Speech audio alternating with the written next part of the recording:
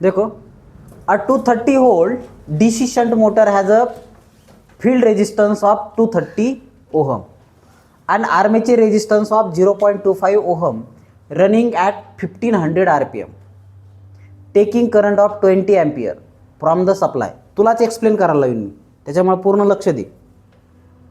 When a 230 ohm is added in series with the field current, the torque remain unchanged.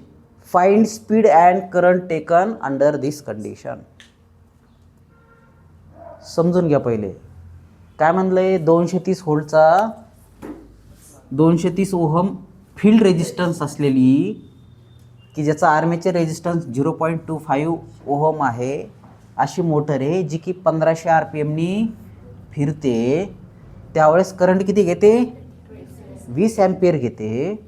आता त्यांचं म्हणणं काय आहे की आपण काय केलंय, फील्ड रेजिस्टन्सला पुन्हा 230 ओहम सिरीजमध्ये ॲड केलं तर त्यावेळेस त्याची स्पीड किती असेल आणि ते किती करंट घेईल. Torque remain unchange, torque change नसताना किती करंट घेईल हे आपल्याला कॅल्क्युलेट करायचं आहे. कोणाकोणा समजलं न्यूमरिकल? हा न्यूमरिकलचा एक व्हिडिओ ऑलरेडी मी टाकलेला आहे.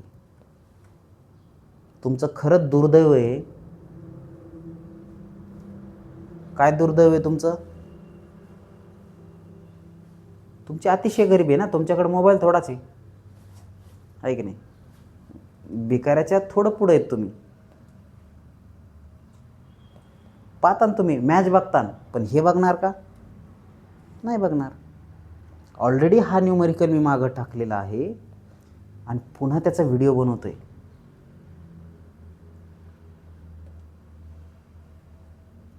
राग यायला पाहिजे तुम्हाला. हां, बिलकुल यायला पाहिजे. राग येण्यासाठी तर बोलतो ना मी. मग राग आलाचा किमान पुढच्या व्हिडिओ बघून तर तुमच्या कन्सेप्ट क्लिअर करता ना तुम्ही. मी टाकत चाललोय, तुम्ही बघा ना. आणि तुम्ही हे नाही म्हणले की सर आम्हाला आलं नाही. तुम्ही काय म्हणले? आम्हाला कळलंच नाही. ठीक आहे, कन्सेप्ट समजून घ्या. आता कळणं गरजेचं आहे.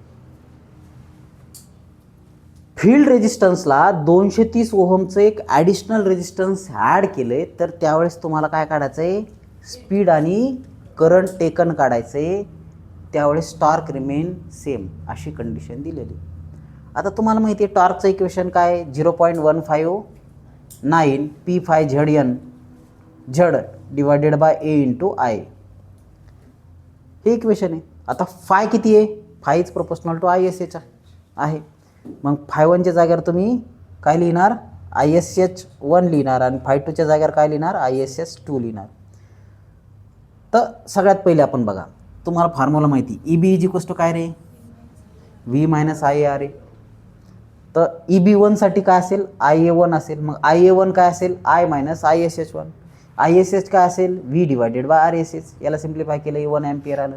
हे 1 एम्पियर आलेलं याच्यात टाकलं तर 20 - 1 बरोबर 19 एम्पियर आलं.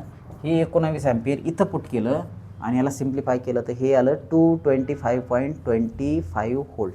इथपर्यंत कोण आले रे? Okay, tested. आता हे EB1 आलं. त्याच पद्धतीने आपल्याला EB2 काढायचं आहे. मग EB2 काढण्यासाठी परत तोच फॉर्म्युला तुमचा. ओके, हा वापरलेला तसा. पण ISH2 काढा तुम्ही. पण IA2 काढता येईल का याच्यावरून? नाही, कारण IH माहीत नाही तुम्हाला. आणि खरं तर काढायचं IH काढायचं.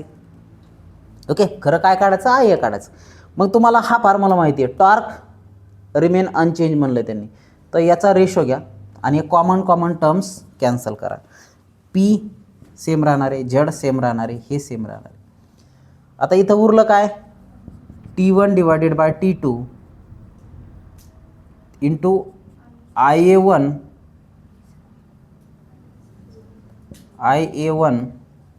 ∅1 divided by T1 by T2 is equals to IA1 divided by IA2 ∅2.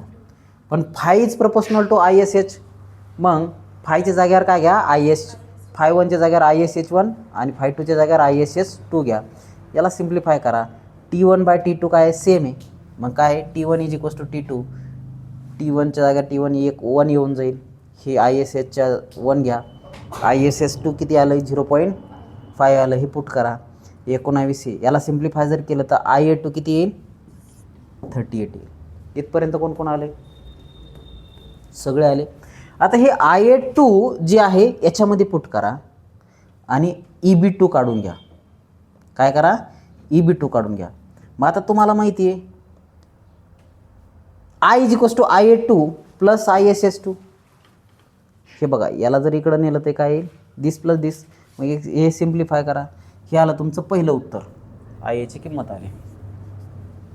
मग आता तुम्हाला हे तर इक्वेशन तुम्ही बनवलेलेच आहेत, N2/N1 हे इक्वेशन. याच्यामध्ये कॉमन टर्म्स कॅन्सल आउट करा. काय काय कॉमन आहे, 60A कॅन्सल करा, PP कॅन्सल करा, ZZ कॅन्सल करा.